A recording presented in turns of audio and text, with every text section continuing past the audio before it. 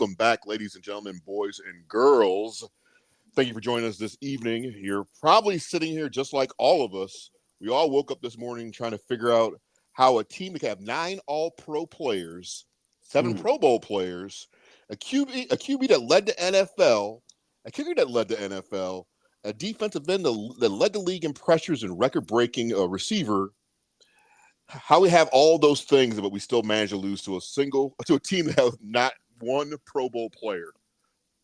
As you probably figured out by now, we lost our playoff game against the Green Bay Packers 48-32, which 32 was not even remotely close to what it really was. The game was so far out of hand in the first quarter. It was pretty damn ridiculous. I don't really have anything polite to say about the team at all.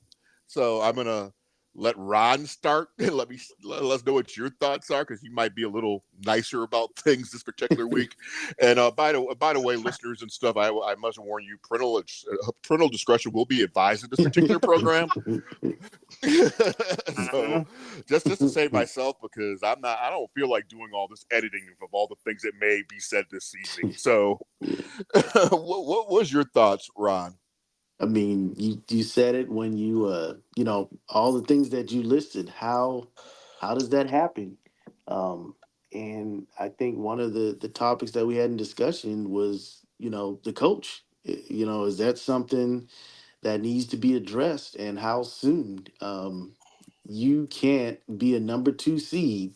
And we just watched, I think Buffalo is the number 2 seed in the AFC, just put away the Steelers. As a number 2 seed, you have to set that tempo and say, we're not losing. We're going to show that the number 7 seed had not won a game since they instituted that seed up until yesterday when the Packers defeated the Cowboys. I think it starts at the top. Well, we know it starts at the very top, but we can't start that high.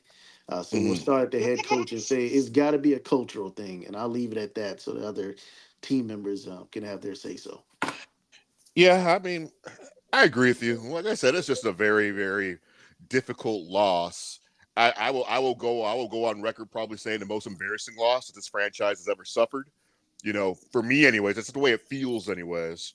And again, we find another unique way of losing a football game. We lose against a team, the 7th seed. As just the first time it's been implemented. It wasn't in the last couple of seasons or whatever. But yeah, we're the first team to give up a loss to a 7th seed in the playoffs. What's your thoughts, Kyle? Yeah, that was embarrassing. I didn't see it coming either. Like you, I'm like, oh, we've got 9 Pro Bowlers or whatever, all pro. We did all these things in the regular season. We're at home, you know what I mean? And for them to come out as flat as they did, and they did things that we just haven't seen all season. And like I said, we talk about the coaches. What the hell was Dan Quinn doing? I mean, Yeah. Dallas Cowboys played the second highest percentage of man coverage in the entire league this year. And then we're playing this soft ass zone, and they just got carved up. I mean, Yeah. carved up. Like what? How was that part of your game plan? I just didn't understand it. Like, why are we switching things up right now? Yeah, I mean, They finished with no sacks, 0 sacks. Like, how is that even possible? You know what I mean? Like, what the hell's going on? It was a piss poor defensive plan. That was embarrassing. Yeah, but I mean, I just wish I could have been a fly on the wall and sitting here watching these guys develop this game plan during the week before. It's like, and they're like, what, and this is what we're gonna do, because exact opposite of what we've been doing has been made us somewhat successful. That's how we're gonna win. But we got Lisa Lee. She's here also. She was at the game. How was it for you, Lisa Lee? This may be where you want to turn it off for your children. No, I'll try to hold it together, but it was terrible. I mean, it was by far, like, it sucks on so many levels. So my cousin went with me. This was his first Cowboy game ever in the stadium. Wow. Oh my God. I had never, when I got the tickets, I called him and I was like, hey, cuz you want to go to the game? He's like, oh my gosh, are you kidding me? I was like, no. He was like, this is going to be my first playoff game. And I was like, oh, that's cool. You know, we get in the stadium. He's like, this is incredible. He'd been in the stadium, but not, it was his first Cowboy game in person. That's what he got to see. Like, I was so mad, like physically shaking mad. It's 40, it was not 46 below. It felt like, I mean, it was like the wind chill was like 0 or -2 when we went in. I had on so many layers. Then I got hot because I was so mad, but I had on all these layers, and it was just like, if he hadn't been with me, I would have left at halftime. I was that mad. And I paid a considerable amount for these tickets. And it was just like, this is what you're rolling out here with. Like the same, I agree with Kyle, like on defense, it was like the very first series, you were gonna hold them to 3 and out. You got the one dumb penalty, and it is like from that point on, the wheels fell off. I don't even know who the tight end is from Green Bay, but I know he was wide open a lot. And it's just like, what? But then you could hear people around me like, it's okay, guys, it's okay. Telling me I was being so negative. Pumpkin, you have no idea what negative can be if you want me to be. Shit. But the way you're describing it's right. It's just like, soon we got that defensive penalty, it's like that fancy fly-ass Lamborghini going down the street. It's like literally like a lug nut, like shot out from the damn tire. And it just started, that wheel started wobbling and shit. It just fell apart. I mean, it's like it's really literally the damnedest thing I've ever seen in my life. I mean, I was not expecting this, because I would have been, if I was at that game with you, Lisa, I would have been I'm like, oh, this is all right. This ain't shit. You know, they're just gonna, you know, there's like a little rattle and stuff. Everything's gonna be all right. But it just kept on progressively getting worse. And then when I saw, that's the thing, I mean, the progression. Yes. You know, and then when I saw, you know, I saw Parsons lined up back, it was like 3rd and long at one particular point in the game. He's like dropped back, and I'm like, what the hell is going on? I mean, it's like it was a preseason game. It's like they forgot it was the actual playoffs. They were like, let's try this today. It was weird. Yeah. It was the weirdest, most. People around us were even like, I said, it's like Dan Quinn wants to leave. And he's like, let me go ahead and go out with the opposite of bang, whatever that is. Turn the punch ball. Yeah. I don't. You had a guy that was wide open. Oh, that tight end, yeah. I've never seen a guy that open in my entire life. I've never seen that before. Without it being a trick play. You're talking about the from Green Bay? Yeah. No, it wasn't even a misdirection. It wasn't like a flea flicker or anything. It was a straight up play. But he was open that way like 5 times. I'm cracking up because you said the play from Green Bay. I'm like, no, Dallas. I mean, that was funny. I'm sorry. That's what I couldn't remember. So I thought he said receivers. we had a guy wide open. I was like, who? I know I left early, but geez, oh Pete. No, there wasn't. No, and I don't understand. Like, I felt like I like going into this game. I never dreamed. Now, I was nervous all day yesterday before we went. Oh, I was too. And I had a bad feeling, and I didn't know why. Well, shortly after kickoff, I knew why. Literally, when Aaron Jones, when they won the toss, and he immediately said we want the ball, I was like, for the love of me too. Oh my God, me too. When they said it's they wanted over. it, I'm like. They know. I turned my girlfriend. I said, watch them score here in the first drive. And she laughed and was like, yeah, right. She came back after taking a phone call, and they had scored a touchdown. Did I tell you? Or did I tell you they were going to score a touchdown here? See, that didn't really shock me, because I think that's what a 7th seed team would do. No, I was floored. Everybody in my section was like, what the hell? I would have thought that a 7th seed would want to put their defense out there first. I mean, you've got a young QB out there. You know, everybody on that team is young. You would think, if anything, but I know I've heard, you know, Green Bay's defense supposedly was coming into that game suspect. Yeah. But they did not show that at all. And why? No. Let's be clear. They are suspect.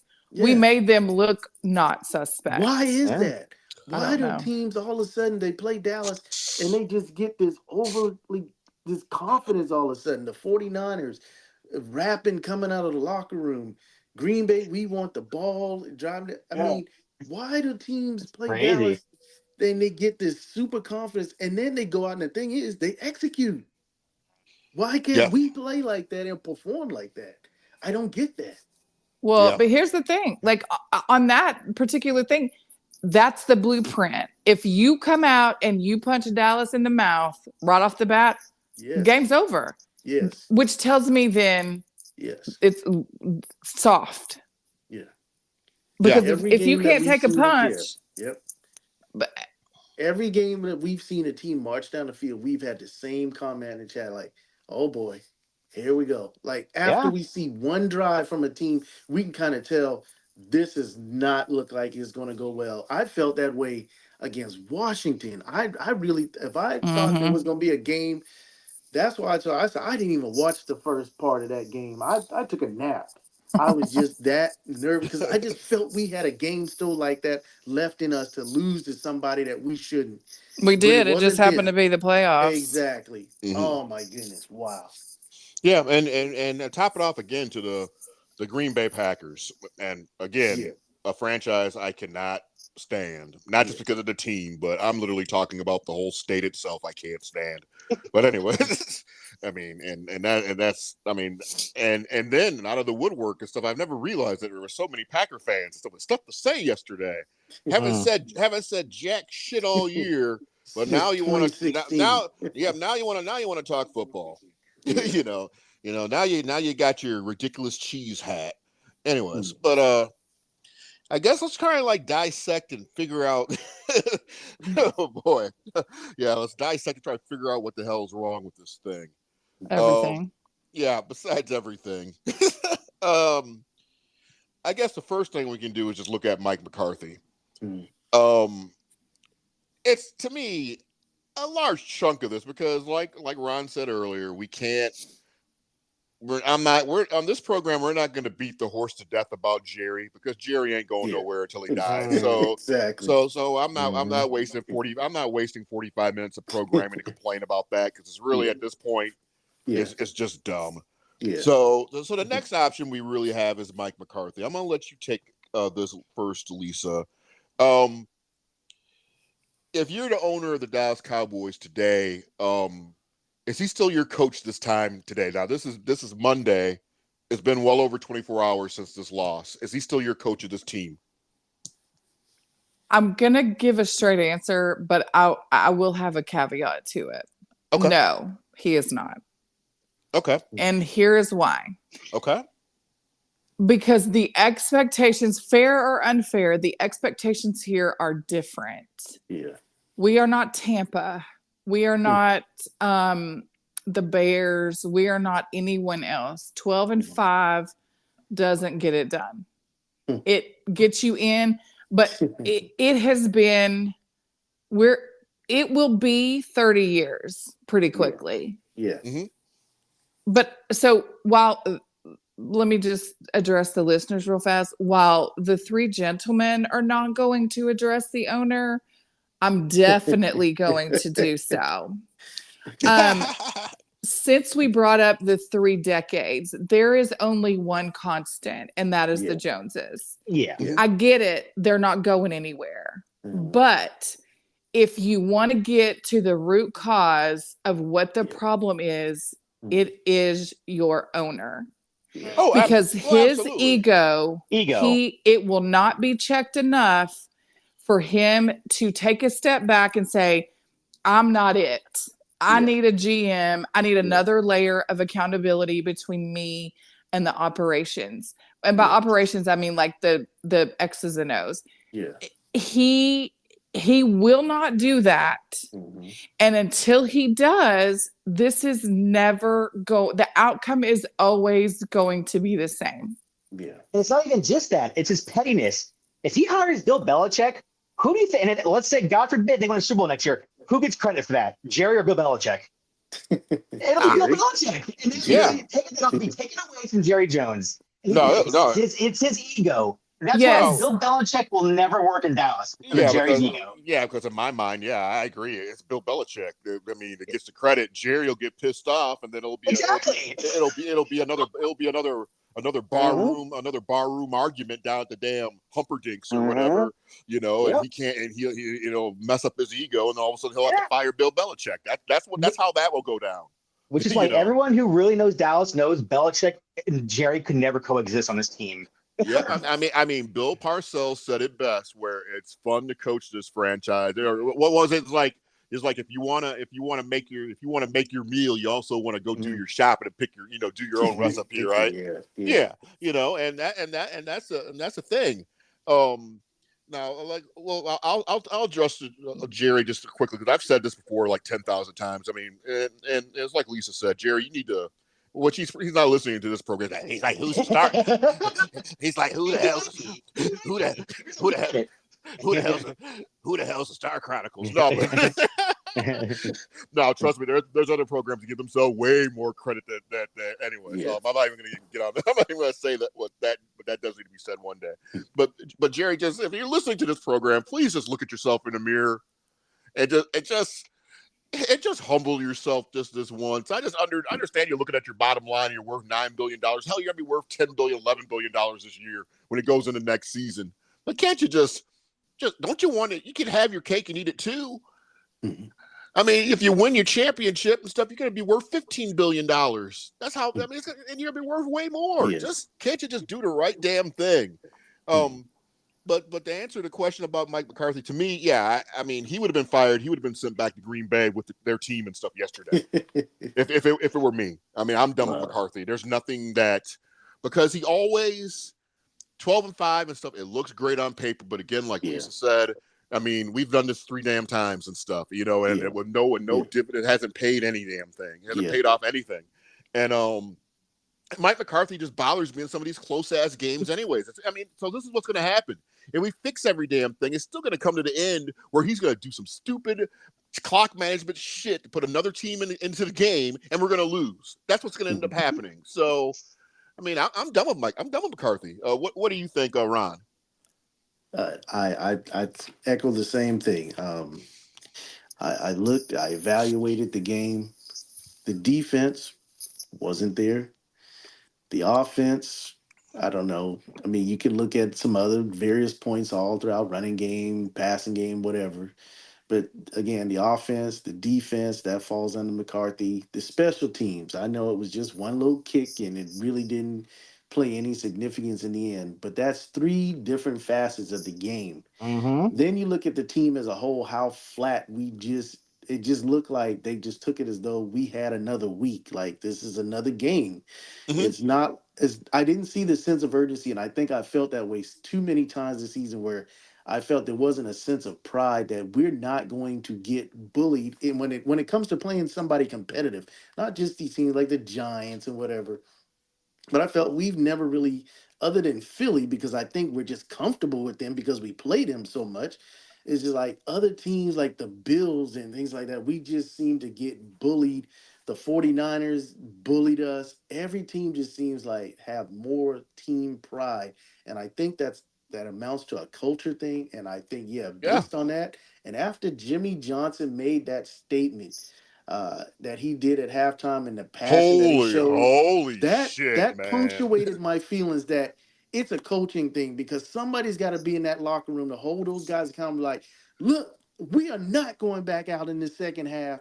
And the trash that I just saw, somebody's got to get in those guys and pull it out of them. And I just, from the 12-5, from what I've seen, thank goodness it's no longer the 8-8 days of Jason Garrett.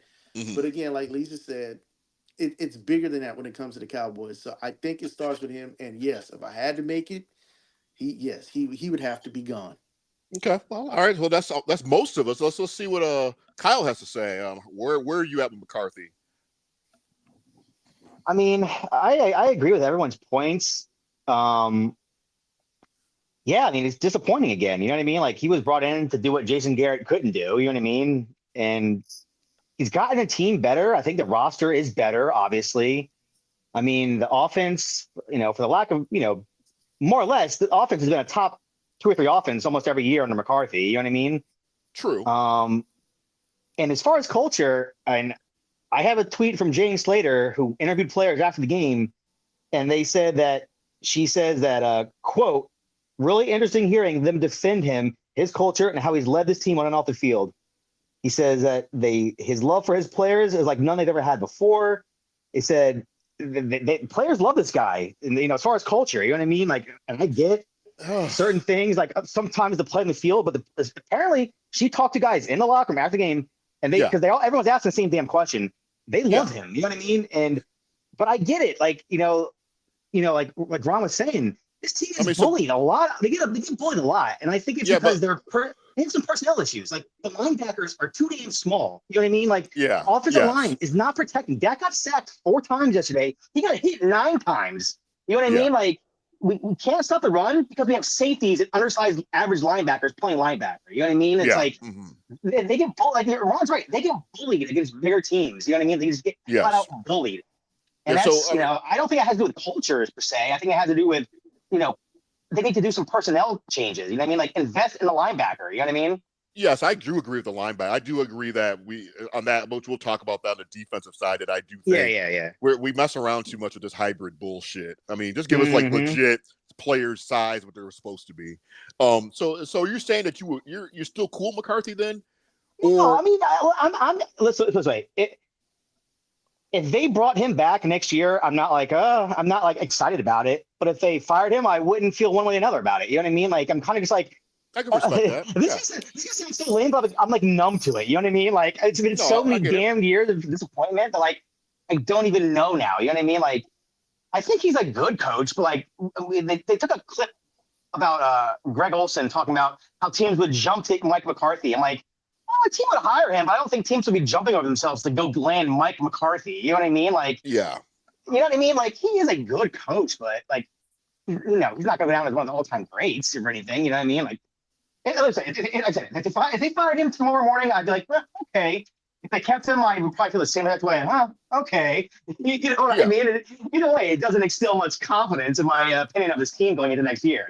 No, that's fair. That's fair. I think the problem though is with us, like we know, like like we just said, Jerry's never going to hire. Like he's not going to go out and hire the OC from Houston. That's about 35. He's not going to go out and hire the young gun, up and coming. He wants the old school guys because a lot of them are going to be, with the exception of Belichick, like they're all going to pretty much be yes man. They're going to be like, and that's what he wants. Well, I could tell you another person's not going to be a yes man. He was the guy that was screaming and made me want to run down to Texas or run down to AT&T Stadium at halftime. That's another guy. But he's not going to take it. I mean, he's not going to get back into coaching. So, like, but you know what? I always sit there and think, well, Joe Gibbs did it once, so you never know. Joe Gibbs. Well, he did. He came back and coached the Redskins, so who knows? Same with what's his face? Who was the coach for the Rams that one day came back with the Eagles? Vermeil, Vermeil did it too. I mean, a guy can dream. At least let me have this dream. I mean, let me tell you something. That would be one hire I would be giddy about. That would make me happy. But like, he's a lot older than Vermeil. I know. I'm just like 81. But I mean, it did. Everybody, the internet blew up. Like we didn't know what happened. Everybody was like, "Oh my God, Jimmy made more, went through a wall." Blah blah blah. I was like, what in the world happened? So then everybody in the section started talking about it. But it's like, we know the kind of guy that Jerry's going to hire. So if it's not Mike McCarthy, it's going to be something similar. So you might as well keep what you know. Yeah, it'll be Dave Campo. So right, that's what I was going to say a while ago. Like when we talk about it's, we're not going to talk about the owner because he's not going anywhere. Fair. But if you go into the nuts and bolts of when I say he's the only constant, they're the only constant for the last 30 years. Okay, just go look at the coaches he chose to hire. There is one exception to his rule about he doesn't want to relinquish control, and that was Bill Parcells, and he didn't stay long. But look at the coaching hires that he made the decision on over the last 30 years. Yep, Campo, every single one of them was meh, and like a yes man. Like, yeah, you're right.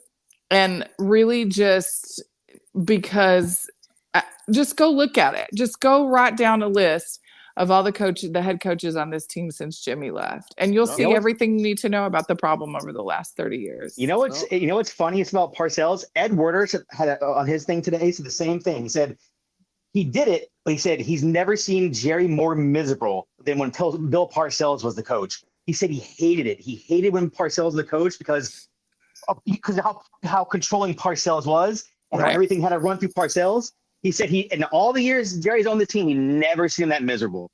And which is why he only interviewed 2 coaches last time, Marvin Lewis and Mike McCarthy. Mm-hmm. Marvin Lewis and Mike McCarthy. Marvin Lewis being one of those underachieving head coaches of all time. You know what I mean? And Cincinnati.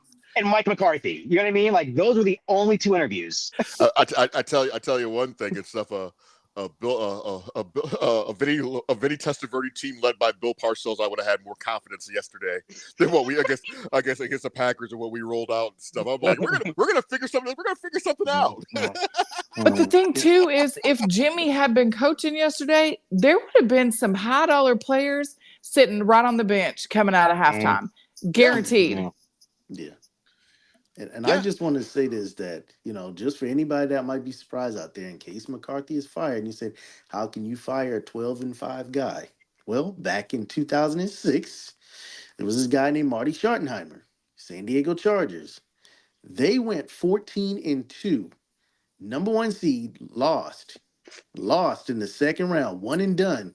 And he was fired after the end of the season because of the expectations that team had was such a high level, and because it was such an embarrassing loss that they let him go. So it is not far-fetched that a team would do something like that if the team had the expectations, especially in a loss as such as the one on yesterday, 9-8, number 7 seed, never had won a game before. You were at home, 16-0. And this team looked as though it was not prepared to wipe the floor with those guys on yesterday.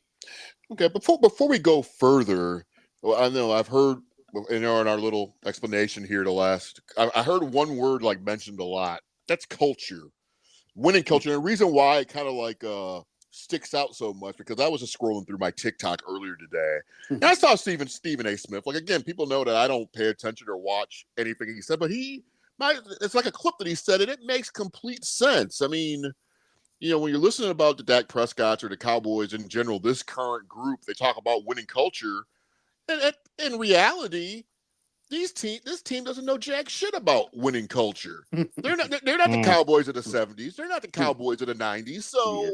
So in reality, when they talk about this stuff, winning culture, which I think from us looking outside looking in, we all agree that has always been off in some type of way the last 2 decades. I mean, how do you truly implement a winning culture on a team? It seems like other teams do it. It goes beyond McCarthy. Yeah, exactly. Yeah. Why can't we do it? Is it society in general? Is it just like this new group of people is just different than what we were, or what is it? Go ahead, Lisa. I have my hand raised. Go ahead. Go ahead, Lisa. And I was explaining this to my cousin and his wife last night, because she doesn't know that much about football, and so I was explaining it to her. I was like, listen, this goes back again to my argument about Jerry is the issue, because we give him all the credit in the world for his ability to market, for his ability to build a business from nothing to something major. He is the businessman of all businessmen. He is not a football person. But that market first, product later has filtered down into the players. They're on tons of commercials. They're on tons of, they do a lot of charitable work, which I'm not knocking them for that. But let's be honest, a lot of it, there are ulterior motives in the charitable stuff. Now, there's a lot of them that do a lot of stuff that goes unpublicized, and that's fine. But Jerry's and the Joneses in general, they are all about marketing, and you can see it. I'm a prime example. Yesterday, I had on so many layers. Every single one of them, with the exception of the unmentionables, were Cowboy branded. Wow. And my shoes weren't. But so I'm a walking, living contradiction because I'm so mad, but yet I have all this stuff. So multiply that times probably 40 million. I don't know how many Cowboy fans there are in the world, but so you multiply that out, and that's Jerry's and Charlotte and Steven and Jerry Jr. They're great at marketing. So that is the culture that is feeding down into the players. Get what I can, market myself, and hopefully the product on the field will reflect that. And it's not. But it's market first, field product second. Yeah, and I was like, I totally agree with what you're saying, and I'm not gonna knock the stuff they do for the community neither. But No. I will tell you that going living in Wisconsin for several years, they used to watching Bulls basketball obviously because I'm a Bulls fan, and then watching the Bucks games also because I could kind of watch both. They had a player called Ray Allen, outstanding player, lovely person for the community, never could win anything to save his life when he was a Milwaukee Buck. And they traded him, I believe, 1 year for Gary Payton. And the city was like a city, but he does so much for the community and stuff. And I used to tell my friends, I'm like, well, that's fine and dandy, but you know what? Reading books to the kids don't win championships. And maybe we could tone back on some of that stuff just a little bit. I mean, the Salvation Army and stuff and all that stuff is great. It's fine, but there's something that's just, maybe it's like they're doing a little bit too much for the community. Maybe, I don't know. I don't think it's too much for the community, but I do feel like they're the ancillary things that aren't X's and O's, whatever that is. If it's Lisa, you're gonna love Jerry's Netflix special coming out next year. You're gonna love that. Yeah, I'm gonna rip my eyelids off. That's what I'm saying. Like, I've heard so many theories about that's the only reason Jimmy got in this year is from Jerry's Netflix special. You know what I mean? Like, it's series, whatever it is. Like, oh my and like God. it kind of makes sense when you think about it in a weird way. Like, it does make sense for Jerry to be like, I'm going to do all this cool stuff so I look good for my Netflix, my 6-part documentary series. You know what I mean? Like, because you're like I've been saying for years, before I even get on this podcast, with Jerry, like Lisa said, it's always profits over production. That's how he is. He is profits over production. And that's just who he is. And bottom line is money. And the thing is, people are going to say, well, we just hit him in the pockets. You don't support this damn machine is so well oiled at a marketing standpoint. There ain't nothing you could do to stop him from making money at this point. Exactly. Yeah. So, but I like the rule. I think I like the rule that I wanted to implement. Like, if the team, shits the bed like they did yesterday, then you got to give the fans maybe not a full refund, but you got to give some money back. Like, that's the way that you start to hit them in the pocketbook. Like, well, I would love that for like teams like Green Bay because their city owned it. It will put that whole city into that whole city in an irrecoverable, non-recoverable like hole for the rest of their lives. That's true. It will make. I'm just bitter. I'm still just bitter about yesterday. I still echo, and what I mean by culture, that I said it's a head coach thing. I said I again been watching this team for many years, and I have observed the tone. I mean, I go way back to Tom Landry. Saw the way Tom Landry had those guys. You're not even gonna dance in the end zone. I mean, he had it where it was about business. We're gonna be about business on the field. We're not gonna do all this other stuff. What we're gonna do is we're gonna get on the field and we're gonna beat people. And then when you had Jimmy Johnson coming there, I said it was a culture he brought in there that you're going to do your job. And if you don't do your job, you're not going to be on this team.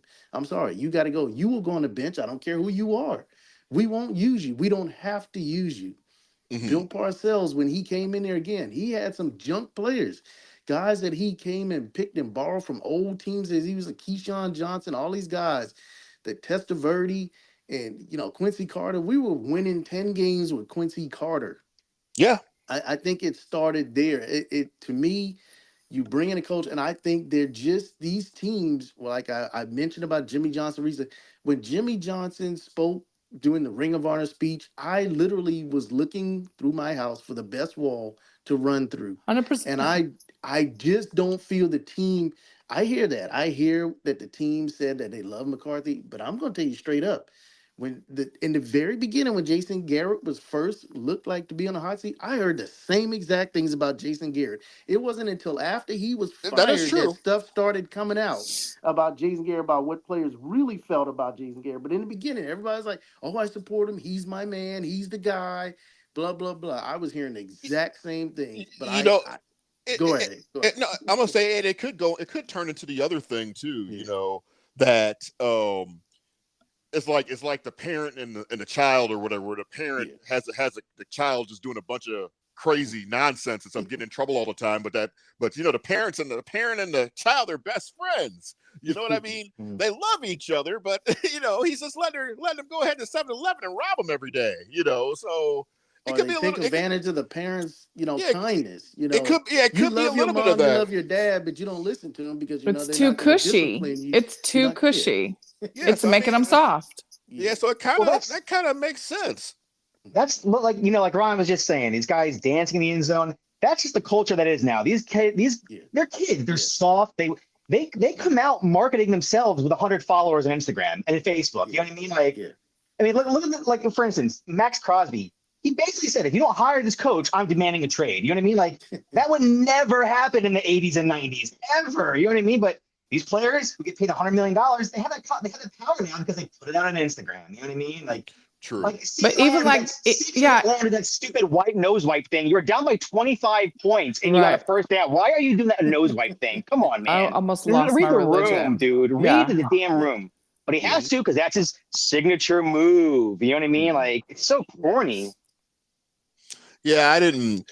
Does anybody got some insight on what the hell was going on with CD Lamb, where the coach had to go off and talk to him on what was all this about? What was going on with that Twilight Zone stuff? Mm. Because that just seems so off to me. See, I didn't see it. Like Yeah. he was off by himself again, is what I heard. Mm. He was on the bench, not This touting was per literally se, but McCarthy went over to talk to him for some reason, like almost like this was reassure him or something. I don't know. It was weird. but this was literally the first series. Yeah. This was literally the first series that all this stuff went down. So I don't know. The first series to me didn't seem that bad. I mean, it was a mispass and stuff. Move on. Yeah. But it just seemed like that. And then Sam Williams better not be on this damn team next year. I am so sick and tired of him. Mm-hmm. Because I don't even think that was a penalty, but you're also coached up and taught to not even put yourself in that damn situation. Mm-hmm. Yeah, he hit him flat I out. watched It the was a guy penalty. that actually hit a punter one week. Well, Did he hit him? But Yes. he held him. No, he no, ran into him. He touched him. Yes, he did touch him. But I saw a guy, and I was very curious about this play. I don't know if you all remember. See, I think it was an NFL game, and the guy ran into the punter, and the punter was trying to fall down. Oh, Yeah, it was the He Giants held him up. game. He held him up to keep him from falling, and the ref did not throw a flag. I'm like, Yeah. but he contacted him, Yeah. and they did not throw a flag because And the ref fact was he standing held right this guy there. up. Yeah. And the same thing out Sam, yeah, he touched him. He did. I give that. He touched him. But it was not a malicious intent. Okay, All. but I Ron, get there that. It was him. nobody else around him but Yeah. his teammates. Mhm. There were only Dallas Cowboys standing there. You Yeah. see the guy wave a Such a fair catch, dumbass. Yeah. get the F away from him. Yeah, He's Yeah. he's done he's done this over and over again this year. Every He's game. surpassed the Leon Lett lapses. Yeah. Leon Lett had a couple. This guy has been once a week. Yeah, you know what the difference is though? You know what the difference is though? Leon Lett's a Super Bowl champion. Yeah. Sam Williams never will be. Who reined in Leon Lett though? Who reined him in? I think Jimmy has something to do with reining in Leon Lett. But Probably so. And his teammates, because then his teammates are going to deal with that damn bull jive, man. I mean, he just wasn't. That's it. There's no accountability on this team. No. Nobody respects anybody. Like, who are you to tell me you throwing interception? Who are you to tell me you're on IR for the rest of the season? You can't even stay on the field. I mean, there's nobody a leader. Demarcus Lawrence has been on this team a while. Micah, I have not looked at this guy as a team leader, as a team performer. I mean, he definitely has the best stats of just about anybody on the team. He didn't yesterday. Not yet. Yeah, exactly. Shit, but man. so who is the guy that holds these guys? Who is the Ray Lewis? Who is the guy that's in the locker room that says, Who's the enforcer? That's what I need to know. Who's going to call a team meeting and hold the team accountable? Do we even call those? No. I've heard us saying it, but I don't know who leads them. I think a couple of times I've heard there's a team meeting. I don't even know who leads that. Like, I who is I I, that guy? We I don't have could I think anybody it's that one holds or two anybody people, accountable. Lawrence or Curse. It's got to be only one of those two people. Right. But if the head yeah coach is not chewing on everybody and holding them accountable like Jimmy would, then there's got to be a player in that locker room that says, you know what, man, I am not losing another game in the playoffs this season. I'm sorry. I don't care what we need to do. We need to smack everybody around, strip footballs every time somebody puts a hand on one. yeah We are not losing today. I don't yep. see that in anybody. I don't And, see that kind of and, fire. and you know what? I kind of expected at halftime because this is like a nice point for us to kind of travel on Yeah. or to go trend over to the next point of it. I was kind of expecting the defense because remember a couple of weeks ago it was like, oh, Lawrence and Parsons they're coming out the locker room out of tunnel look like they're possessed. I was kind of hoping for that Hmm. this game. You didn't hear about any of that stuff for one, and two, it definitely wasn't shown on the football field. Hmm. What's the deal with this damn defense? And have we? And well, no, I'm not going to say this because on our program we've always mentioned that we've been undersized and teams that can run the ball will run on us. So this has been an ongoing narrative with this show. Maybe we've been like a little lenient with Dan Quinn, but to me, Dan Quinn can let that door hit him on the ass and stuff. Yes. I mean, I want him gone. I mean, I want him gone just as much as I want McCarthy gone. I definitely need him gone. Yeah. Um, and I wish it was by the way it should be him being fired versus him finding another position. Yeah, it's Because I going to be mean, the latter. Yeah, he'll yeah, find it's something. gonna be the latter because the narrative looks good for him. Yeah, That's how they're going to market it for whatever team he goes to. He doesn't hmm want to be the fired head court or a defense yeah, coordinator going to be the head coach of a football team. So the narrative is going to be set up for him, so he's successful in that point. Um, I mean, I just don't really know even where to begin with the defense. I mean, I just know that the defensive scheme that they already had problems with, they totally switch it to a zone when I don't understand why. I don't understand why they chose to do that in this particular game. I'll let you go ahead and start with that, Kyle. Yeah, like you said, that was odd. I mean, I saw a stat earlier that they're 0-5 when they have no takeaways. They had no takeaways yesterday. They had no Mm-hmm. they had no sacks yesterday. You know what I mean? wow. Demarcus Lawrence had like one or two nice defensive runs in the first drive, but they scored a touchdown anyway, so it didn't matter. You know what I mean? Yeah. Parsons had one solo tackle and I think one Wow. QB pressure. You know what I mean? Like, and I know I've been saying it for a couple of weeks now. They need to find another legit pass rusher opposite Yeah, Parsons. The yeah, fact that no one else is getting sacks is yeah, yeah, beyond yeah, crazy because yeah. I know everyone loves DeMarcus Lawrence. This is 4 fucking sacks this year. 4. You Yeah. know what I mean? Like, I and brought that they're up. not Yep. and like and what you said yesterday, they're not getting any pressure on him. This is a guy who's making his first playoff start. They're not getting Yep. any pressure. None. And so they two things. They got to go get they got to shell out money for a pass rushing defensive end. They need to beef up the linebackers because Yes. they are getting run over at certain games. They're just Yes. getting run over. Yeah. That's just do that. Come on, it's not rocket science. No, and I agree with you on that standpoint. I'm going to even go a little bit further. I mean, because I disagree with Ron a couple of weeks ago about, Parsons going to linebacker position, this late in the season. It didn't make no sense to me. But if you're going to do that change now, if you want a legit linebacker, hell, you got one on your team. Just go ahead and beef up the line or do something, Yeah. I mean, there's options that you could play with now, which I'm sure they probably will look at. What's your thoughts on it, Ron? Yeah, I said it points heavily to this defense. I said we were talking about. I just can't see how you. Yeah, they're gonna do the right thing, but to me, yeah, he definitely. If anybody deserves to be fired, Dan Quinn should be the first one. When I go back and look at this schedule, when you faced Arizona against quarterbacks or teams we should have dominated, okay, yeah, I get it. Diggs was out that game, but we made Josh Dobbs look like I don't know what that week, and that again that fell on the defense. And then we come back and then we played against what was it? Josh Allen runs over us. I mean, the defense. Tua leads a game-winning drive when we needed a Mm-hmm. stop. Yeah. Tua walks down, and these are quarterbacks that people have been criticizing during the season. They play Dallas, and they look like they're just awesome. And then you get in a playoff game.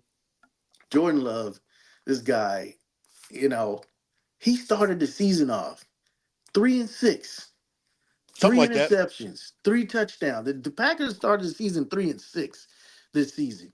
Mhm. And granted, they hit a good little stride towards the end, but this guy comes in.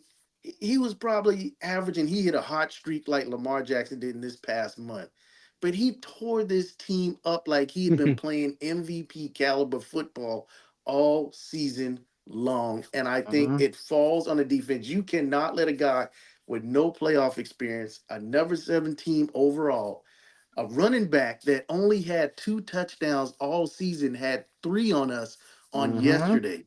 Especially with the historical data showing that this damn running back has ungashed us three Yeah, Mhm. times, three times before. yeah, Mhm. You yeah. know, I mean, you don't allow that to happen. Was it? Is it 3 times now? Or is it 4 times now? Wow. Well, either way, how do you allow that to happen? He averaged over 100 Yeah, yards every game he's played against us. yeah. Where's the red flags at that point? I mean, where is like, so we're just gonna go back to we're gonna bounce back to zone. I That's how mean, the think about it. If it wasn't for the fact the flag got overturned, Jared Goff would have led a game-winning drive on us had that penalty not happened. No, you're right. 100% right. The defense, we trusted the defense to make a stop after Dak gave us lead, and we let Jared Goff walk the field on us. Yeah. Yep. Even defense. Yeah. Well, that's what happens though. Also, when you give them that 12 yards of space from the damn line of Yep. scrimmage, which I don't understand. I know I'm not a man that you would call to be in great health and great shape. Mm. But I'm not giving a guy 12 yards. I'm like, Mhm. you're gonna just burn my ass at 6. I'm sorry. For damn sure ain't gonna let you burn me at 12. You can Mhm. make it look representative that I try to do something. I mean, Mhm. Yeah. I just Jesus, man. What's your thoughts, Lisa Lee? I mean, y'all said everything that needs to be said, really. I mean, I don't even and yeah, the linebackers are undersized and they've got the, oversized, safeties coming up to try to play linebacker. I get it, but it's not even just the size, it is the actual scheme. But Mm. the thing that bothers me about it too is we have not been a good running defense in the way before Mike McCarthy and Dan Quinn got here. You're So right. You're where does right. that go to? Like, why? I mean, we are always a bad run defense. And it's like, figure it out. Like, if I'm I almost said Aaron Rodgers. Aaron Jones said we want the ball with authority because he knew Yeah, the ball was coming to him probably 80% of that drive. yeah. Now, it did after the unknown tight end was wide open, but like, it's just unbelievable. They didn't respect the defense Yeah, and No. you at kill and all. they kill it that first drive when they gave that penalty where it went from like it could have been 3rd and 7 or 3rd and 6. All of a sudden, it went down to like 3rd and 2 and 3rd and 1 Mhm. to extend that drive. So then, Yeah, because they stopped to run those first 2 plays, yeah. Right. they had him running in the back of people and every damn thing. But Yeah. they couldn't make that statement. But to say So you want the ball is to say that you believe your offense is better than the other team's defense. no, And you're they were 100% right. absolutely right. Yeah. Yeah, Well, They one it punt, was right? They forced one punt. yeah. and Wow. that was in the fourth quarter when I was already in the car. And you're 9-8, and you believe as the number 7 seed, our offense is better than your defense. They had 6 drives that scored touchdowns. 6. That's unbelievable. But Six that's touchdown drives That's on the but also that defense. defensive coach. 6. That's embarrassing. but that's the whole thing about championship level football. You think the Packers? I mean, I'm not going to say they suck because they killed us, but you think a '90s Dallas Cowboy team would sit there? They come in Mm-mm. there like, yeah, we're going to come in here and blow shit. Be like, shit, please. I want you to. We Mhm. didn't. Remember, Yeah, you're going to f remember around and Brett find Favre. out. Remember Brett Favre came in that exact same way that year against us in that one Mhm. playoff game with Jason Garrett was the quarterback, if I remember correct. Mm. Yeah, And we beat them the same way. Brett Favre came in a young quarterback, gunslinger, and the Cowboys like, we don't care. We got Jason Garrett as our quarterback. We still gonna beat y'all today. yeah, Yeah, can you imagine the defense of the 90s and Green Bay comes in here and says, we want the ball? They'd be like, bet. And yeah, it would Mhm. have been a bloodbath, Mhm. drive yeah, one. yeah. And it's But just the team is just, they're not made up like that. These ain't those. no. These ain't them type of. I mean, the There's F no around, pride, the no F, team pride. because I would have been like F around and find out. Yeah. Yeah, you're Exactly. not beating us at home. You might have No. beat us in Green Bay, possibly with the temperatures go, but we're at home. You gonna wear one today. That's how I would have felt. Yep, And I another don't game. think I don't feel nobody on that team was talking that way or felt. I didn't see that body language at all. That you are not going to beat us in our stadium today. Yeah, and Mhm. another game mismanaged horribly and stuff because we were up 28 to like 14 in that damn game. Another game mismanaged by Mike McCarthy. But anyways, which brings me back to my point that he's garbage. Let's talk about the thing that we haven't talked about yet in this conversation, because boy, we've been talking. Yeah, we're gonna have to break this. You're gonna have fun with this one, Troy. Yeah, good luck with this editing. And oh, I'm not editing. I'm told you, That's I'm not editing much of anything. true. but we've been talking. The people been talking. Dak Prescott. My personal opinion, just for game wise, I don't think he's the reason why we lost this football game. He definitely didn't help the matter at all. I'm definitely heavily on the defensive side of this thing. I did not like the press conference at the end of Dak Prescott. That just really even made me more worried. and again, love Dak Prescott. Think he's a great guy. I mean, I'm at the point in my life where I'm open to change. However, it just has to be something that makes sense. It really has to be. I mean, I don't want to change things just to change things. Just say shit, we changed something, but I just want it to make sense. Go ahead, Lisa. Okay, but this is the question I want to pose, and I would love to do a poll for the entire Cowboys nation. And I have been a Dak defender for 7 years. Yeah, but if not now, when? And I get it. His cap hit next year probably makes it where you just can't move on, and I get it. If not him, then who? But at the same time, this is my same theory on him and Mike McCarthy. 12-5, whatever. It is what it is. But you're rolling out with the same thing and getting the same results every single year. Yeah. So while I appreciate what you say about you don't want to change things just to be changing them, but why not? If you know that it's going to end this way every freaking year, why? That's the absolute definition of insanity. Doing the same thing over and over and over, but expecting a different result. There again, it goes back to Jerry needing a layer between him and the football operations. That's it. I mean, what you're saying is like I agree with you. I mean, trust me, I agree with you. I know. Like, for example, to go further about it, in my mind, it has to make sense. To me, coaching makes sense. I'm not 100% sold on Dak not being extended, that fix anything. And I do understand that as if you do extend them, this is what it's going to be for the next 3 or 4 years. I understand that. But I talked to Kyle earlier, and Kyle, he gave me like a list of people that could be options. So I want you to go ahead and tell me, first off, what you think about the whole Dak thing, Kyle, and then cover the one option, or at least the two options that you provided with me earlier. Because to me, none of those options make sense. So go ahead. You posed it a good way. Like if you're gonna move on from Dak, a quarterback has to be better than Dak, right? You want to move on to something better, right? Right. You're not gonna downgrade to a bust, right? A draft bust, right? We're not gonna downgrade because that makes no sense, right? Mm-hmm. You want to upgrade, right? Who are you upgrading to? That's what I'm saying. Who's out there that's an upgrade right now? Yes, that's what I'm saying. Like the days of and be specific, Aaron Kyle. I'm sorry. Dak. Go ahead. I was saying, just be specific too, because we're saying upgrade, not just some player. Exactly. Like I'm saying, like, because I know, like I said, I'm not arguing. I'm not going to spend the rest of the show arguing, but like, Baker Mayfield's a free agent at the end of the season. He took two teams to a playoff. Anybody feel confident on Baker Mayfield leading this team to the Super Bowl? He'll be Not with this coaching staff. Well, so if this was Baker Mayfield and Vrabel, you'd feel confident about Baker Mayfield winning the Super Bowl? I don't know. Okay, well, he's taken two teams to a playoff. He's a first overall pick. You know what I mean? So he'll cost you. He's only playing for $4 million because I know that's the thing. No one wants to pay Dak money. Yeah. He's only playing for $4 million this year. Hey, we can save some money. We'll go the cheap route. You know what I mean?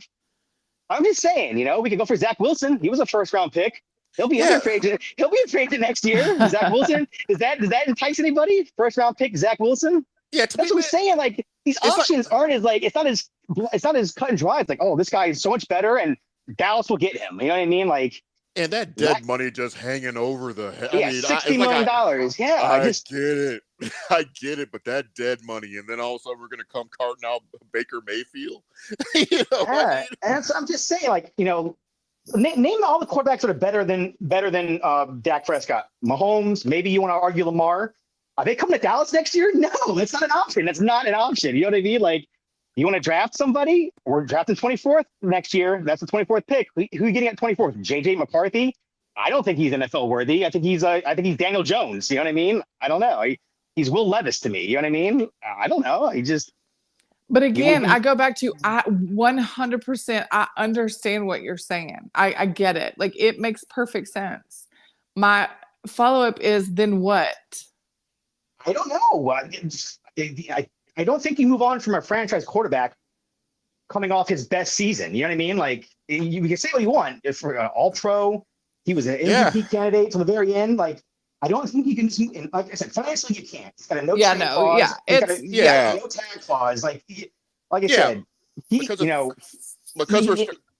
go ahead. I know he's so divisive. You love him or hate him, but like financially and just. You can't. You're not in a spot to really. I mean, I don't know. I don't think Dak is necessarily the issue in this team. Like we talk about a million other things than Dak. You know what I mean? Like, yeah. I don't know. Like I get it. It was the same as Romo. Let's move on. But they got lucky with Dak. Let's be real. They got lucky. They could go 20 years like the Dolphins did. You know what I mean? Between Marino and Tua.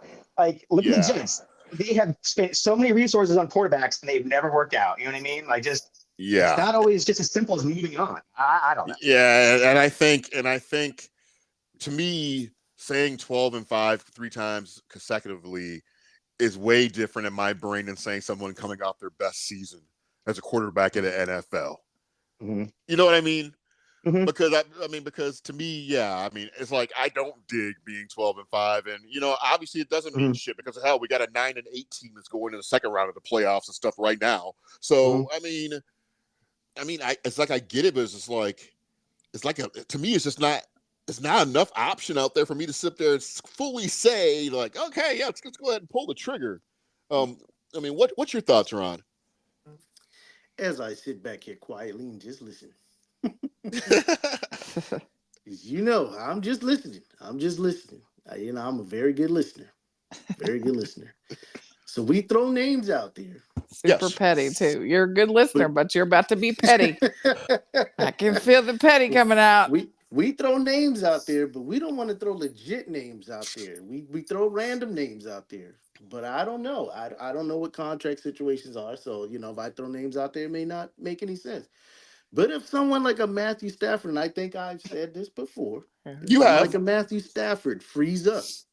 Nobody said his name. We throwing all these other QBs out there, but if some kind of way it's able to be pulled off, some kind of trade, I don't know if anything happens, and Matthew Stafford is all of a sudden available, I can't say right now that I feel that I would not consider that.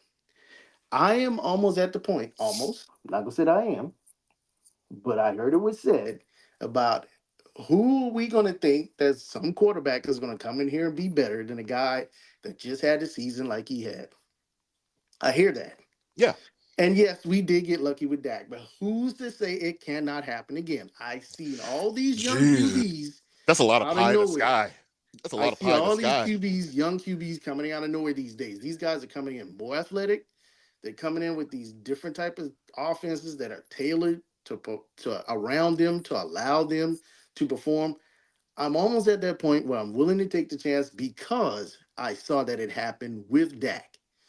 Because Tony Romo was playing at such a high level, he got injured, and Dak, who thought that Dak Prescott at a fourth round pick would supplant Tony Romo as the starting QB of the Dallas Cowboys? Who knew that? And would still be in position to be the starter of the Dallas Cowboys as a fourth round pick. So I'm just throwing it out there. I'm not even going to focus on the fact that first, second round, we're not going to have that. It could be some guy if you have the right coach that comes in to this team. I don't know if that's Mike McCarthy. I don't know, because he's shown me that he's one of those guys. I think that rides upon this off of the success of the QB. Him and Belichick. I don't know. I don't know if I hold them in such high regard, knowing that they were tied to the Aaron Rodgers and Tom Brady and Dungy being tied to Peyton Manning. I don't know if I hold those guys in such high regards because of such a high level that the QBs played at. But I'm almost at that point because I was there with Tony Romo. When I got to the point, I was like, you know what? I'm tired. Mhm. Dak has now been in the league. What, has it been as long as Tony Romo now? When we started considered, probably not quite there yet. But I'm getting to the point where I'm getting a little tired, especially when he is now starting to admit that I did not have a good game. When he is now Yeah, starting to realize and admit this did fall not on him completely. Yes, I get that. It was multiple stuff that went wrong in this game. But I heard the talk in the chat where we felt the team was going to start pressing the game. Some of that falls on the QB. You don't have to make some of those throws, some of those dangerous passes. You don't have to do that. You don't have to the pick six, whatever. Now all of a sudden they're up 2 touchdowns type of stuff. But we've seen this game when pressures happen, and I don't know if every quarterback be like, I don't know, maybe Caleb Williams falls to us because it The had such a 24? bad The season. What's 24? that? Are you kidding me? Woo! The 24. Wow. Yeah, Okay, yeah, that's an even there, I, dude. If I you don't think he's know. falling to 24, there then is I don't even I know no what don't to say know to you. way. I because don't even know. I this can't even rationalize that. this guy Caleb came Williams to off a 24. bad season. I USC. This guy was in the crowd crying because But I'm And gonna he tell and you, he's still and predicted to be #1, but despite all that. and I'm gonna tell you I don't this, know. Yeah, and you I want might. this on record. I want this to be come back. We talk about receipts all the time. That Yes, is Kyler Murray 2.0. He is delicate. He is not it. So Oh even if no, he I Agree, was don't. a I but don't he ain't believe that falling he to could be. 24. I right, meant I, Caleb that's what I I was don't about to Williams. know. say. If he got to 24, there's a problem and everybody knows it. I don't want it. Yeah. He does throw a nice ball though. I'm just I, I, saying, I get what you're saying, Caleb Rod, Williams but ish, I not get him what per you're saying, se. but you need to have a top 5 draft pick, preferably top 3. That Yeah, Jerry doesn't want that to well, happen. He will do everything in his power not to have a top 5 pick. He but if said you're that. but if you're the Bears are going to be a team that's going to listen because some there's people in the Bear camp still happy with Justin Fields. You might be able to parlay a #1 and a couple a good It would player take here or it would there. take they would take 3 #1s. Yeah, you want to mortgage that future? Because we've seen teams do that for RG3, and that hasn't worked out so well. You know what I mean? Well, you don't know. They don't know how to use Micah the right way. Give it the #1 at Micah. Yeah, F there it, we go. F, Give it the F whole damn team. Yeah. it. And Just Yeah, F it. CD and Diggs. Yeah, yeah. yeah. We're Pick getting rid up, of everybody. yeah. Just Pick Is up that two tough? pass rushers for Yeah, Micah. Pick yeah. up We'll two get rid of pass rushers for Micah. Tyler Smith. We'll give him Tyler Smith and CD. We'll trade everybody. Everyone's got to go, right? We'll get Everyone's got to Yeah. Demarcus go. Ware and Marcus Spears in Yeah, there. it's a fire sale, y'all. Exactly. We're Everything only but keeping everything Ferguson and must. Parsons, the only ones that are safe. 51 Yep. other guys got to go. Yeah. Yeah. We got that big yellow and black sign outside AT&T Yep. Stadium right now. Everything Yep. must go, people. And what's the liquidation sale? We're selling all this art and shit, but from the wife, Uh-huh. anyways.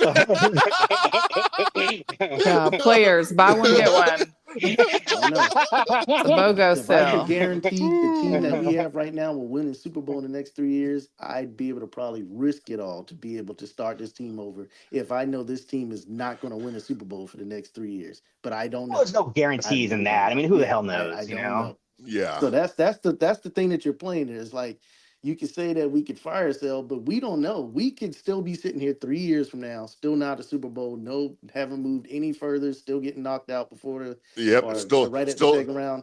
And we're looking back 3 years later and say, man, what if we had fire sale 3 years ago? Where would we could pin? It's a gamble either way. It's a gamble either way. it'll be some Twilight Zone nonsense where we'll still be. Oh, look at us now, 6 years consecutive, 12-5. We still suck. And why is that? Because what's still the same constant? Jared, General owner, general manager. It'll be Yes, me Tampa recently. Bay. It's me. It's always me. Anyways, I mean, but you got teams that are risking it. Teams are falling to 4 and 13 or whatever, and they're picking up team and they're just taking that chance and just building over the next 3 years. I don't know. And they give it all away too. I get it, but who's that working for? I mean, who is that? I don't know. working Houston's for? in the second round. We're not right now. I don't know. There's teams That's I what I don't know, said but today. I said to my Texan fan friends today, what they did last year in the draft to get CJ at 2. I'm sorry, I'm watching the Eagles game and their tackling is worse. Their tackling is worse. This is awesome. Their tackling is worse than ours was yesterday. Oh, it's pathetic. It's awful. But what the Texans did in that draft last year, well, they got CJ at 2, and then they did some finagling and got back up and took Will Anderson Jr. at 3. Would never happen up here. I said most likely Jerry would have traded out a 2. Exactly. Yeah. To try to get a couple more second round picks, like injured players in the second round. Yes, exactly. That like to swipe the ground. Like it's not ever going to be a ball buster move like that. It's just, and there's 2 reasons why. I told him there's 2 reasons why it would never happen. One, Jerry would never try it, and number 2, Jerry's behind the 8 ball when it comes to trades. Teams, I don't care what anybody says, people hate him. And so they're just not going to trade him. They're not going to trade up and give him whatever kind of deal he were to put on the table, unless it was ridiculous. They're not going to give it to him. Like, I don't feel like Houston gave up a ton, but they had a ton to work with. Yeah. That's the difference too. Like they managed their cap well. They had a ton of picks. Well, because of the Watson trade, they fleeced, the Browns. Let's be real here. All that draft capital was because of Watson, Yes, yeah. And listen to this irony. They have Cleveland's pick. They just bounced Cleveland from the playoffs. So the pick that they got from Cleveland is going to be higher than their own. Yeah. Yep. It's a front office problem. Yes, it is. It is. Yeah. But hell, teams are risking it. You got Green Bay, teams are risking it. They got rid of Aaron Rodgers. They fell off. They somehow get Jordan Love, and these teams are going with young quarterbacks. They're finding a system. They're finding coaches. I get that we're built different, but I don't know. These 12-5, these winning seasons are hurting us. It may be fire sale that. I mean, that's what we had to do to get the other Super Bowls. We went to 1-15. Oh yeah, that's 5-11. There was also no salary cap back then either. They had no talent back then either. Their only bargaining chip was Herschel Walker. That was it. He was the only player that those teams fell down. They got themselves, and it took time. I mean, that still took time. It didn't happen all in one season. It built up over time, and we've seen these young teams are building up. Dolphins. Yeah, they're still not there yet. They were the AFC version of us, of course. But these teams hit bottom and now are building themselves back up in a few years to get into the playoffs again. Teams that you just didn't see in the postseason are all of a sudden showing up in the postseason now. You know what? I just thought here for a few moments. F it. Just burn the whole damn thing down. It's like I don't even care anymore. No, seriously. F it. But that's what I'm getting to the point, Troy. Is like we keep going 12-5 every year and hurting ourselves in the draft. Yeah, you're right. It's like, should we just fire sell and build up? You know what? I'm damn near with you.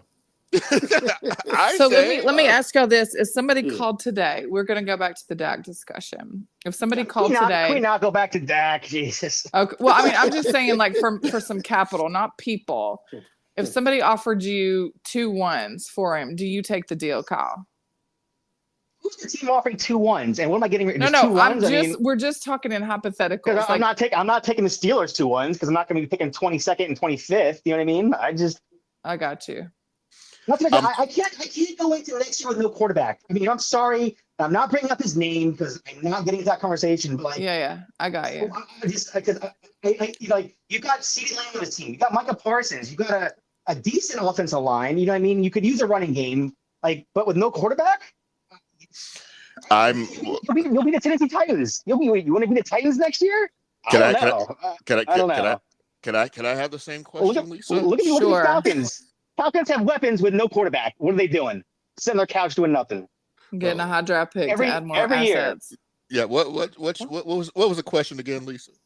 If somebody called you today and offered you 2 first-round picks for Rain Dakota Prescott, do you take the deal? I take it, and I'm signing Baker Mayfield next year. I'm feel like sorry. are you being a smartass right now? No, I'm not being a smartass. I'm being 100% legit. I'm serious. I would for two number ones. Yes, and I'm gonna get me a quarterback that's gonna be serviceable enough for right now. So if we go 8-9 next year with you're cool with that. 8-9 with Baker Mayfield, you're cool with that. Okay, but if you're 8-9 and you don't playoffs. get in the playoffs and you're 12-5 and lose exactly. around 1, what's the difference? Yeah, but So you're cool with not even getting to the playoffs. Like no If chance. if it helps me rebuild the roster, absolutely. For two firsts, I might be able to get like a nice little linebacker or something in there to help me on the defensive side of the ball. So hell yeah, I might do it. And you can damn sure start to retool your offensive line. Exactly. Yeah, shit in 8 and 9. Hell, you might be able to flip that 9 and 8 because guess what? 9 and 8, you can win in the playoffs and go to the second round. Yeah. So maybe Kyle, maybe yeah. Okay. I don't know. I'm on the phone with teams like Arizona, Carolina Panthers next year. I don't know. What can we work out? I mean, and Arizona got some capital. They got some capital to, I mean, yeah, I think I would. And I'm not talking about that in that regard. It's just assets. Like it's just it would be collateral, like for picks. Like you're not going to be able to. You're absolutely right, Kyle. You're not going to be able to upgrade at quarterback. But if somebody comes in here with a Deshaun Watson type offer, absolutely. That gets been fun. That worked out. Wait, for the Texans. I don't know. I don't know. Man. Because I'm saying if I'm the Texans, if you get a deal, if somebody offers you that kind of deal, like the Browns offered the Texans, absolutely, I take it. That's equivalent to the Herschel Walker back in the day. Because I'm serious. You got the sale there in itself, Kyle. Because hell, he's just come off his best fucking season ever. Hell, why not? You could get some dummy like Cleveland to be like, yeah, we'll pay that dead cap money. Like we'll pay it all, like to get him in here. Yeah, and see with me, I'm not looking for a quarterback. I'm not looking for a replacement quarterback with those 2 number ones. I'm looking for some. I want the most assets that I can get. You want to get the Falcons and stockpile talent with no and have Desmond Ritter and Tyler Heineke throw into him. That's what you want. Like, come on, man. This is a quarterback-driven league. We all know it. This is a quarterback-driven league. I want to see what the Falcons look like in 3 more seasons. See, I'm just looking at, and I'm with you. I would give him 3 more seasons. I'm with you. And if by then I will be with you. It's time to move on because after 10 years of Romo, it was time to move on. Him and Garrett, that just did not work. I agree, but like I cannot get rid of a quarterback after a borderline. He's got to be his number 2 in the MVP race. I cannot get rid of my quarterback after that season. Like, he is not the reason this team. He was bad, but he is not the reason this team is being held back.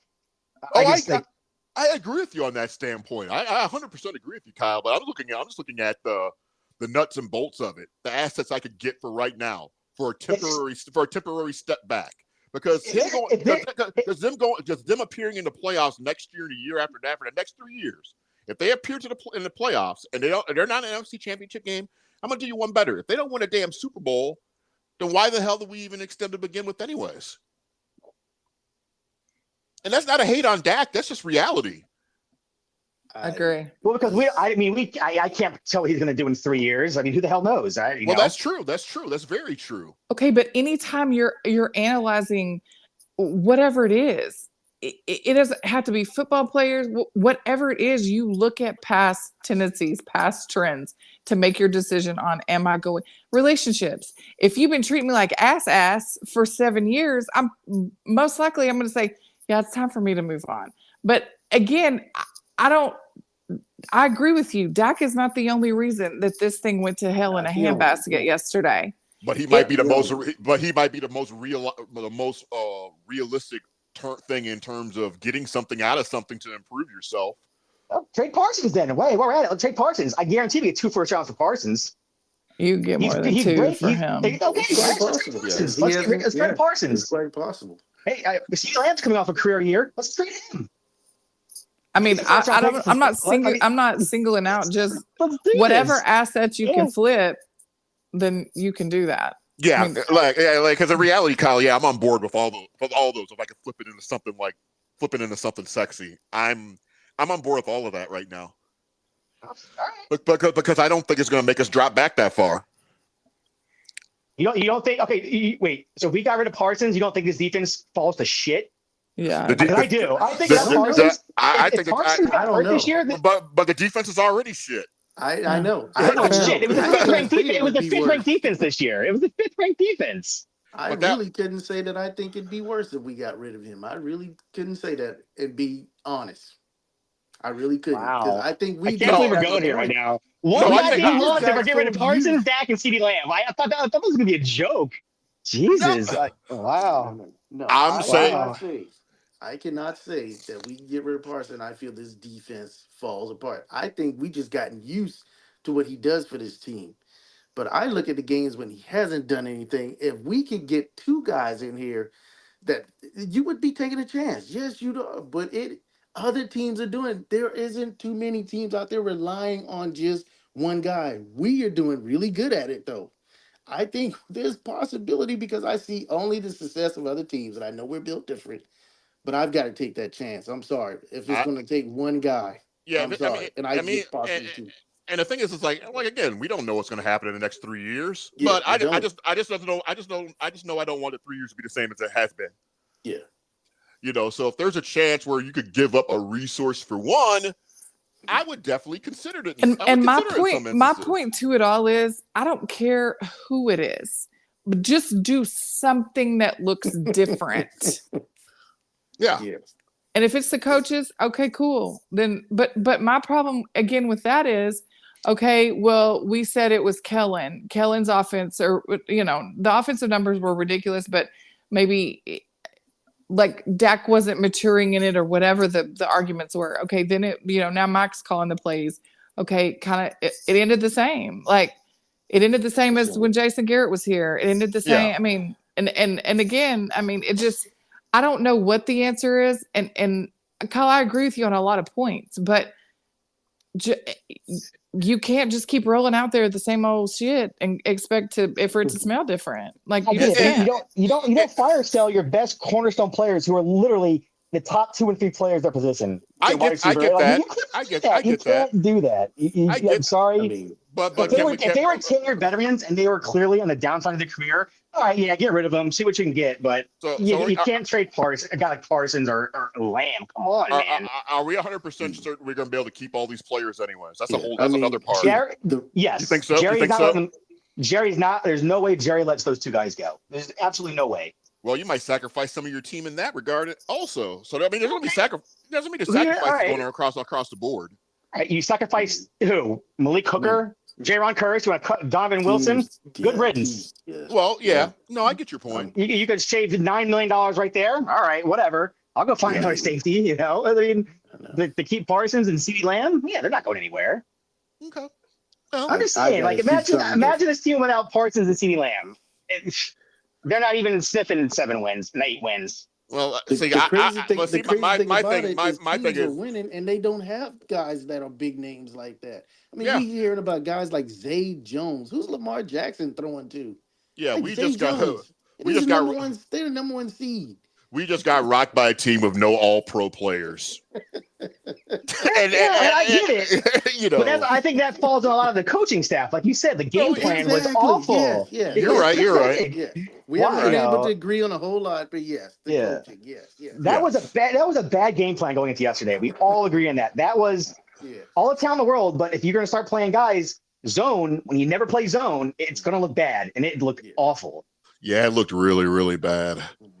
The safeties look terrible. The corners, everyone who played half decent this year looked awful last night. The only thing that make me feel better about the game yesterday is that the Packers wiped the floor with San Francisco.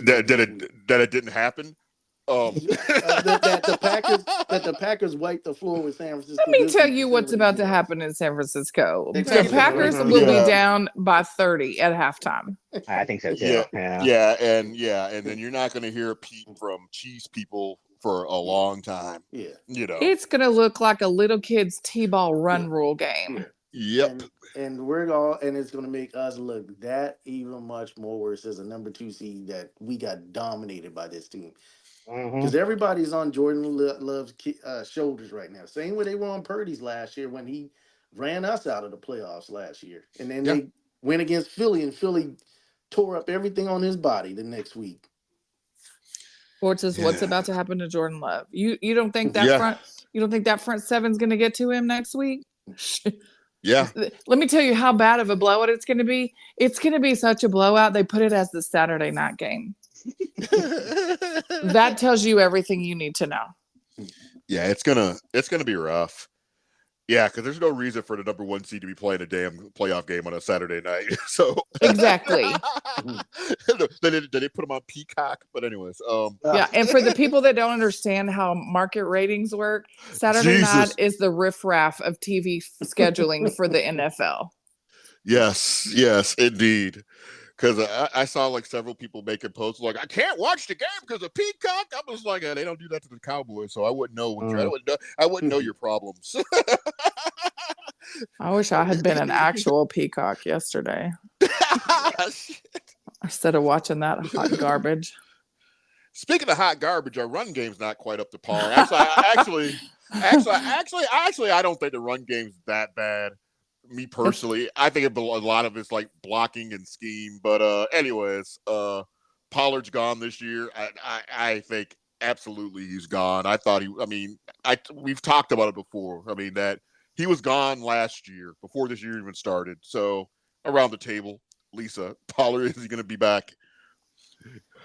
Honestly, I think he will be, because I think Jerry's gonna offer him. Jerry's gonna lowball him, and based on the performance that he's coming off of, I think he's gonna take it. Yeah. You guys really think so? Mm-hmm. I think so. Yeah. Look at the running back contracts now, and they're taking what they can get, man. They are taking what they can get. And he had a down year. Year, which voted in our favor. If you can get him on a 1 year, $3 million, I would do that. 1 year, $2 million. 1 year, $3 million. I think so. Yeah. Shit. So okay. All right.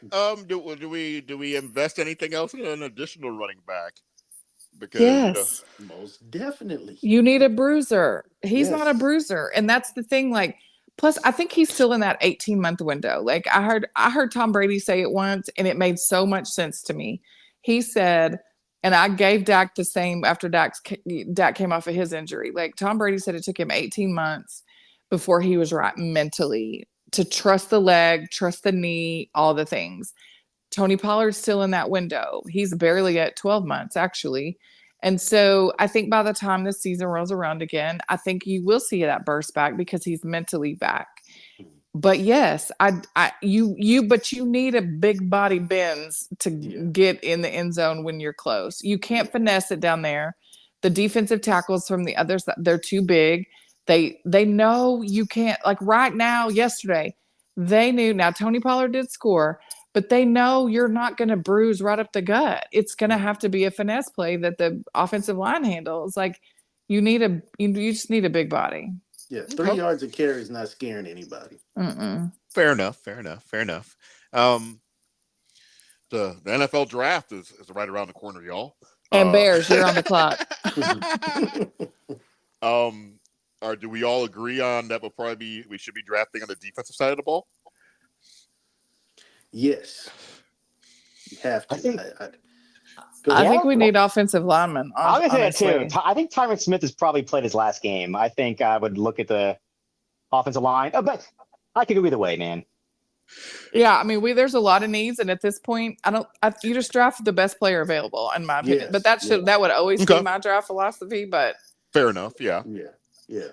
And hopefully that guy out there is some fireball coming off the edge type of guy. And if not, Mm. if the O lineman ends up being a top guy, then you grab the O lineman. Whoever, like you said, whoever's the best thing out there. But hopefully one of those best guys is in a position of defensive end, defensive tackle, or line, O line. One of those three.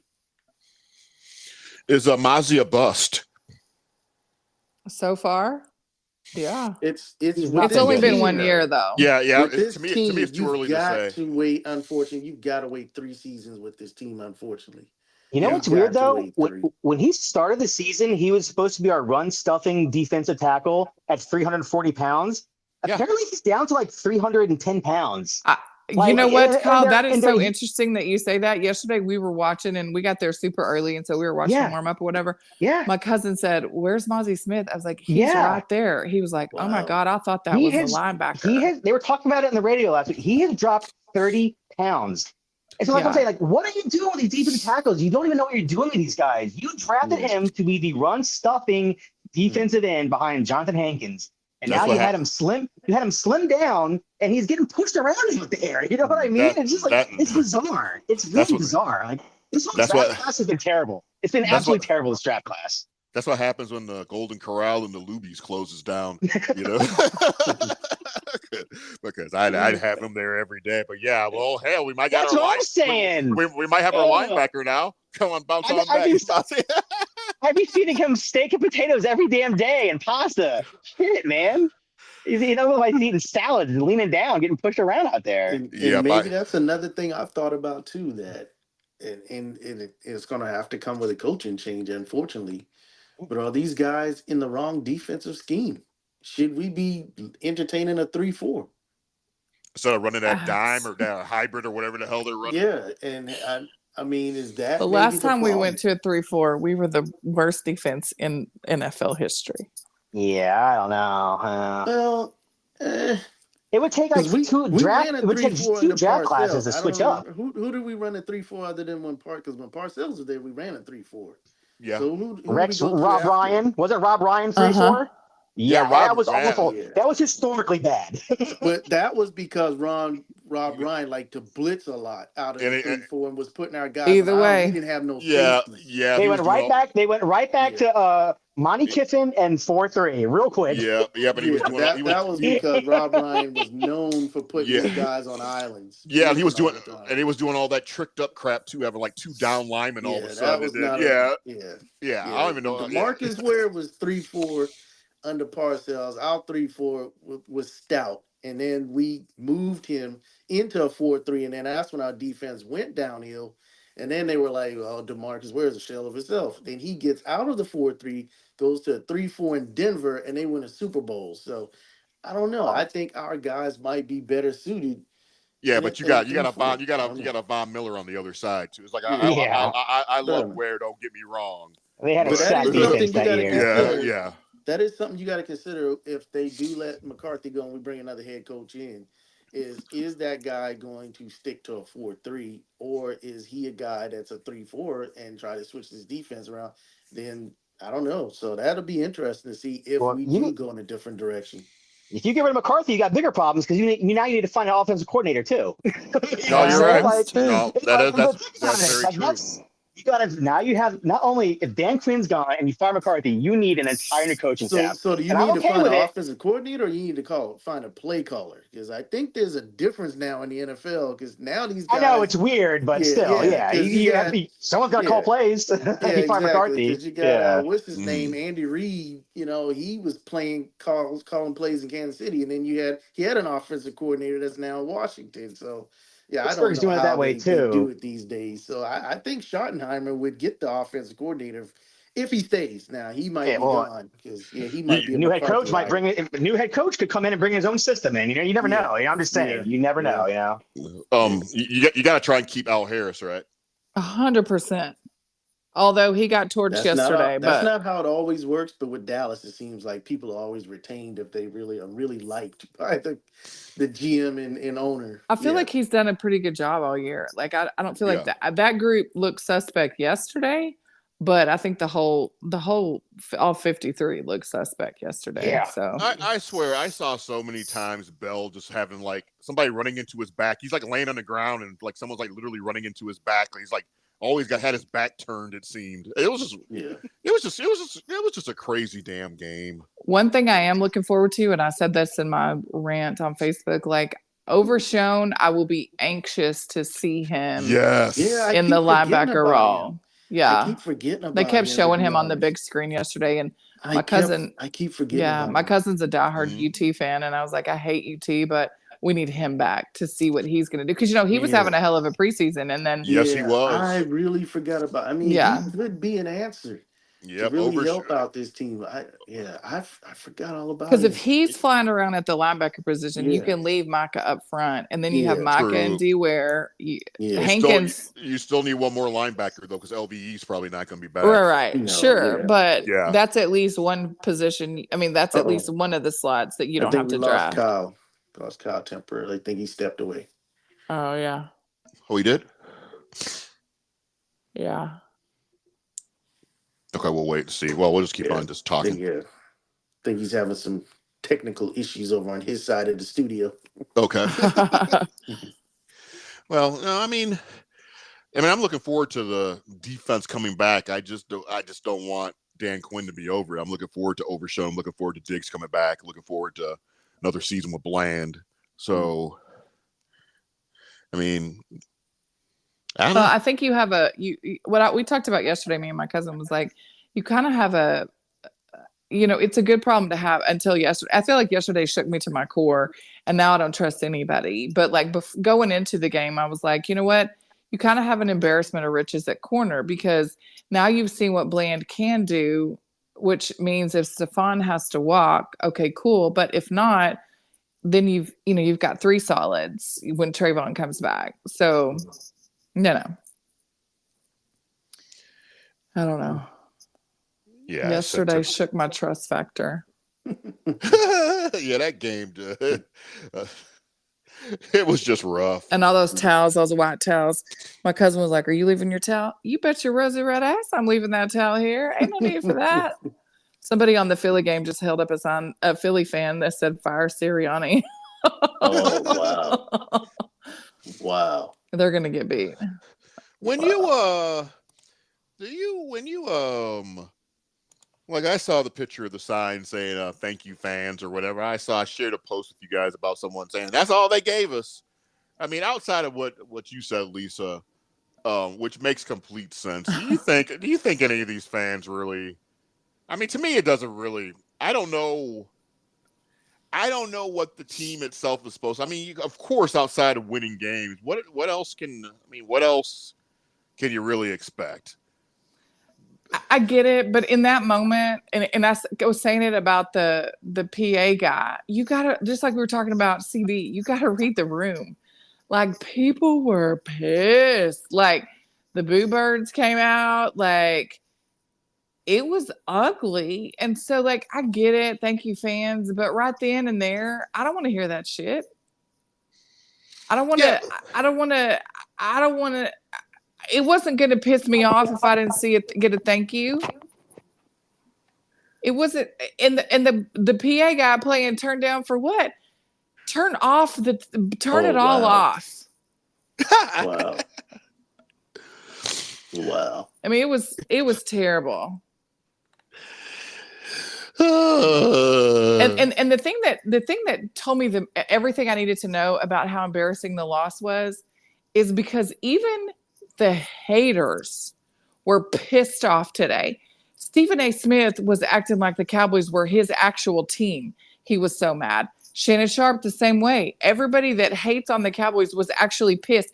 Like they weren't even gloating.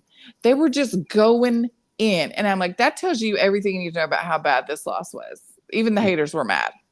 Yeah, Stephen A. did take time to make one video with him laughing first. Well, I didn't see that. But like the reason, you know why they're pissed off? Now they don't have shit to talk about. Yep. For the next 5 weeks, they don't have anything to talk about that's going to get them the clicks like this team does. Yep. And honestly, that's the only thing that kind of bring me peace a little bit about what's going on is the simple fact that I don't have to live with that stress of wondering if we're gonna win. Whatever stuff now. That stuff is now this past weekend. And, you kind of go forward. It's terrible, terrible feeling now, emptiness. But it's like now we're not at the forefront of anything anymore.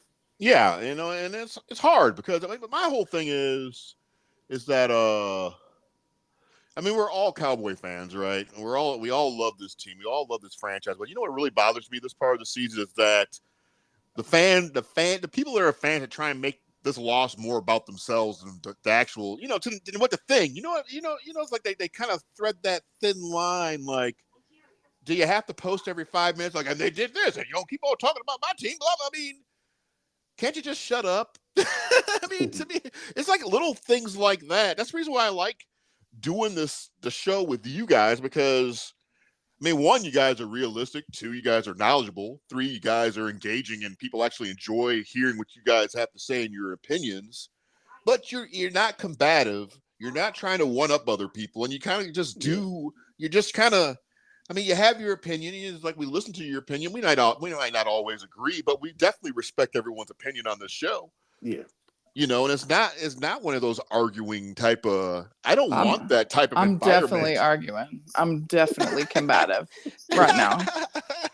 But you see what you understand what I'm saying? Yeah, no, it's different. I get my stuff out in the chat, so by the time we get on the air, I'd already cleared this. Yeah, no, but my thing is, it's people like when I made my post on Facebook today about one, if I haven't talked to you in more, don't reach out to me. I had one guy that I used to date. He started texting me during the game. I haven't talked to him in months. Like, we're still friends, but like, I haven't talked to him in months, and he wants to start blowing my phone up. I told him today, I didn't answer him last night. I just didn't respond. So he gets on Facebook Messenger, starts doing the same thing. So then I purposely went into Facebook Messenger so he could see that I saw it, and I didn't respond. So then he didn't say anything. And then he started texting me today. I texted him back and I said blocked, and I went right in and blocked him. Yeah. I'm not dealing with you today. I'm not. Yeah. I mean, it's one thing. We all, like I said, we all love our team, but some people just, they put themselves in that position to get all that shit. Because I mean, I'm not a back in the day, yeah, when I was younger, yeah, I used to be a shit talker. I used to be a bad shit talker. But now it's just like, I don't do that. And I don't pay attention that much to other people's teams that much, where you're not going to, I mean, we could have beat the hell out of the Packers yesterday, and excluding maybe one person, Rob Franklin, I would have been in his ass all damn day.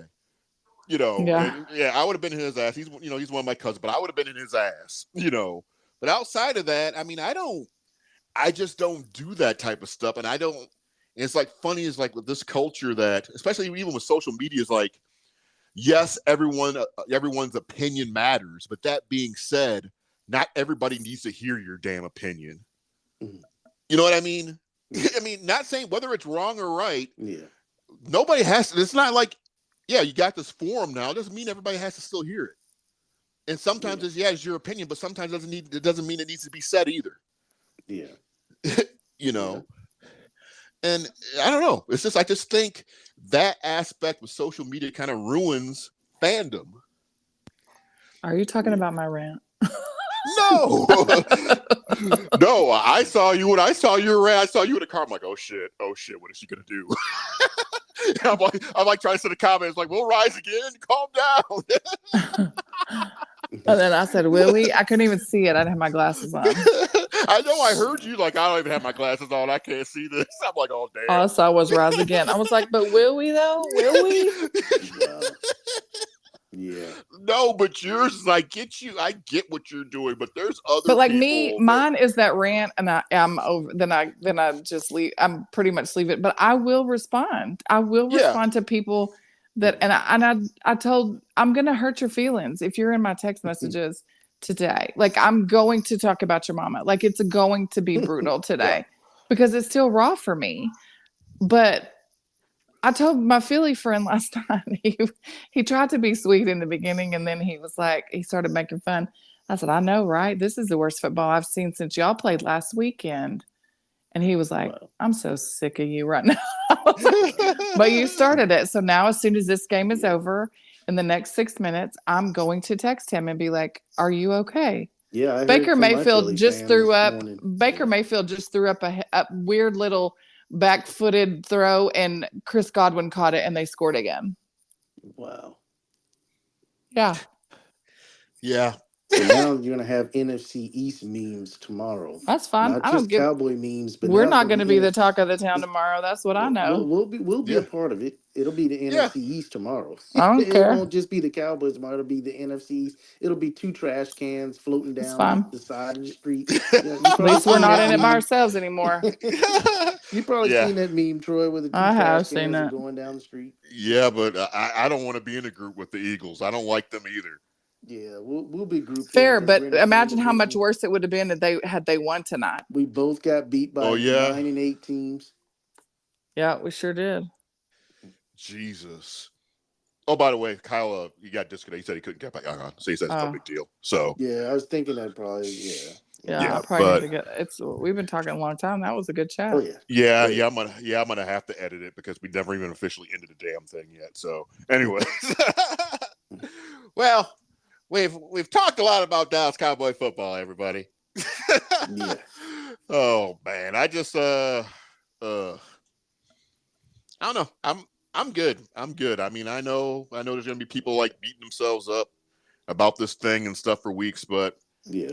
at the end of the day, I can't be too upset over things that I can't physically control and put my hands on myself. Yeah. You know, so yes, I can be upset, but I mean, we all live for another day. And it's like always, you know, I'm going to have to say, you know, how about the Cowboys regardless. Except yesterday, I'm not saying that shit clearly about yesterday. But going forward, we'll rise again. Ain't that right, Lisa Lee? Maybe. If those sons of bitches make me walk through the Antarctica again to get to a game and to put that kind of hot garbage on the field, we may not rise again. Exactly. Well, Yeah, that'll be the only toughest part is we see teams, especially if, you know, we see maybe Green Bay beat San Francisco this week, and we're gonna be like, really, Green Bay with Ron, Jordan I'll pay Love? you if Green Bay beats San Francisco. I will send you a cash app for the amount I paid for those Cowboy tickets. That's how confident I am that is not going to happen. That's the only thing that would make it difficult for me. Or somebody like the Houston Texans makes it all the way to the AFC Championship game with CJ Stroud. With Dalton, y'all do know we play them at home next year. Exactly. Yeah. Like with Dalton Schultz and Noah makes it all the way to the AFC Championship game. With they CJ have Malik Stroud. Collins too. Yeah. So that kind of stuff right there would sting a bit. Yeah, it would. But I mean, look at the bright side. That's all I got.